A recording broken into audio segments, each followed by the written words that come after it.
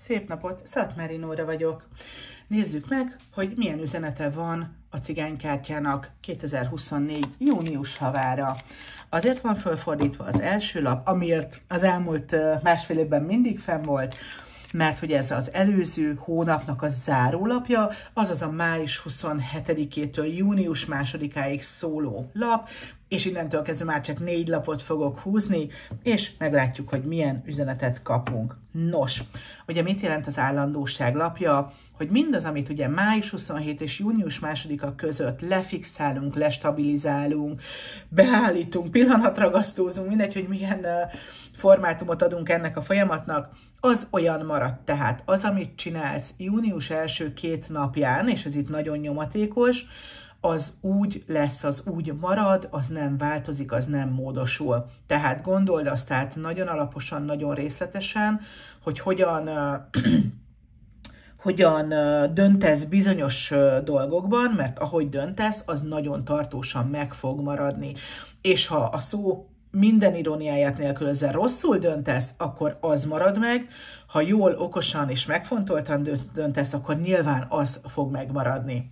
Na nézzük, hogy milyen lapot kapunk a június 3-tól 9-ig tartó időszakra, ez pedig a gyermeklapja. Ugye a gyermeklapjával egyébként nagyon-nagyon szépen megmutatkozik az, hogy fejlődhetünk, növekedhetünk, megtanulhatunk valami új dolgot, belemehetünk valamilyen új élethelyzetbe, hozzátehetünk az eddigi tudásunkhoz, tapasztalatunkhoz bármit, amit még szeretnénk, amire hajlandóak és nyitottak vagyunk.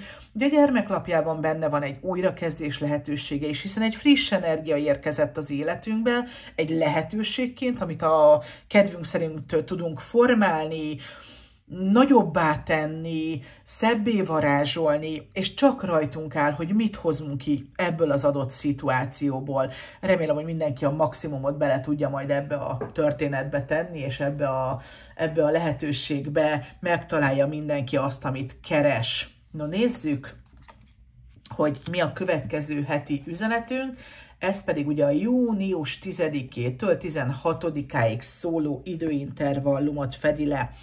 Levél. A levéllapja minden esetben és minden körülmények között hoz nekünk valamilyen üzenetet, valamilyen hírt, és a levél nagyon sokszor egyébként a szó jó értelmében hivatalosan érkezik. Tehát ugye egy SMS vagy egy pletyka az nem egy hivatalos forrás, de egy postán érkező levél vagy egy magyarország.hu-n keresztül érkező információ az hivatalosnak minősül, úgyhogy érdemes mindenféle ilyen kommunikációs csatornát figyelni, részletesen átnézni, átgondolni, kivesézni, mert a levél lapja pont azt jelzi, hogy az, ami információ beérkezik, arra nagyon nagy szükségünk van, de valamilyen formában segítheti a létünket, a létezésünket, a gondolatainkat, a növekedésünket, vagy egy üzleti vállalkozásunk adott esetben vagy megalapozását, vagy egy meglévő vállalkozásban annak a növekedését, de beérkezhet végre egy olyan hír, amire régóta vártunk, mert mondjuk valaki pályázott valamire,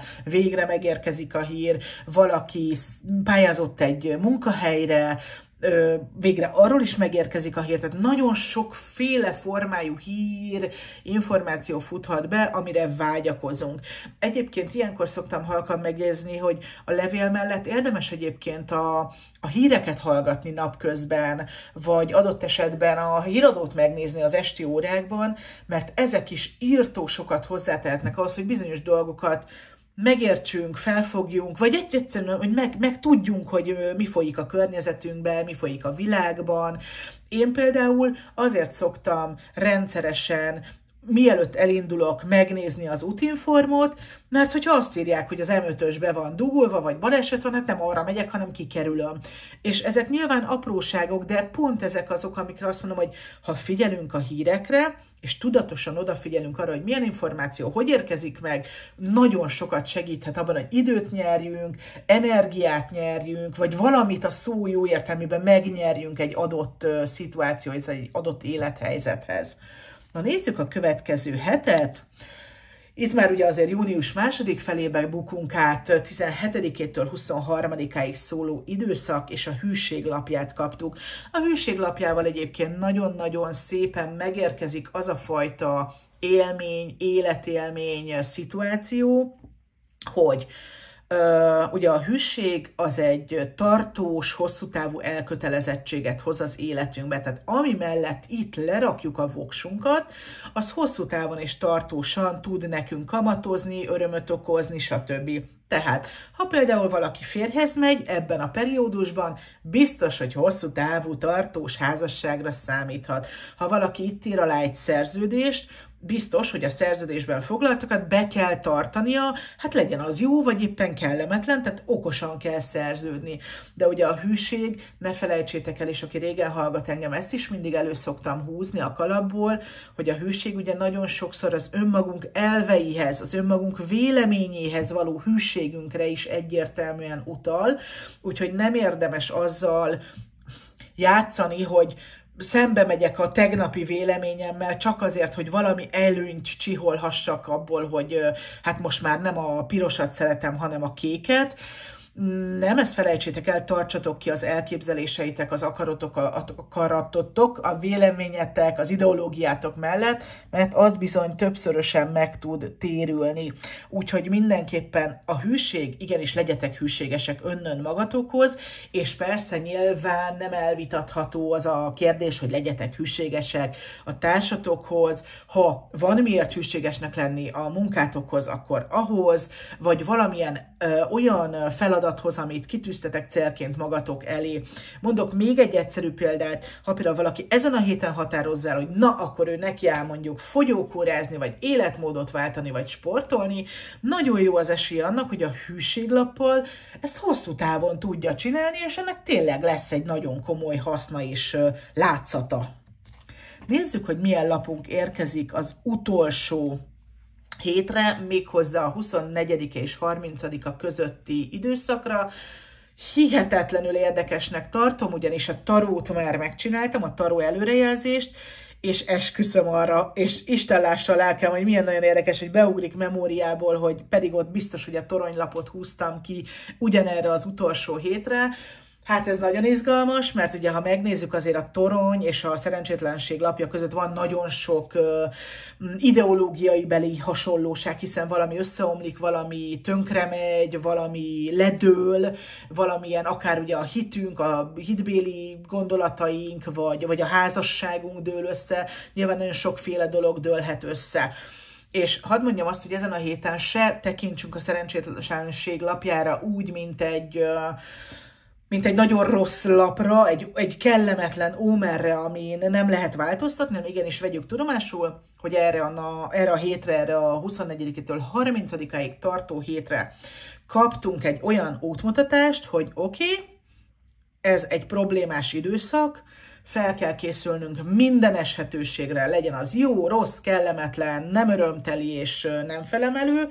Viszont ha azt mondjuk, hogy nagyon figyeljük, hogy mi zajlik a környezetünkben, milyen híreket kapunk, valaki furcsán néz ránk, valaki pletykál rólunk, és ezeket nem egy legyintéssel próbáljuk rendezni, hanem odafigyelünk rá, és foglalkozunk ezekkel az ügyekkel, akkor tulajdonképpen a szerencsétlenség lapjában lévő nagyon negatív energiát el tudjuk kerülni.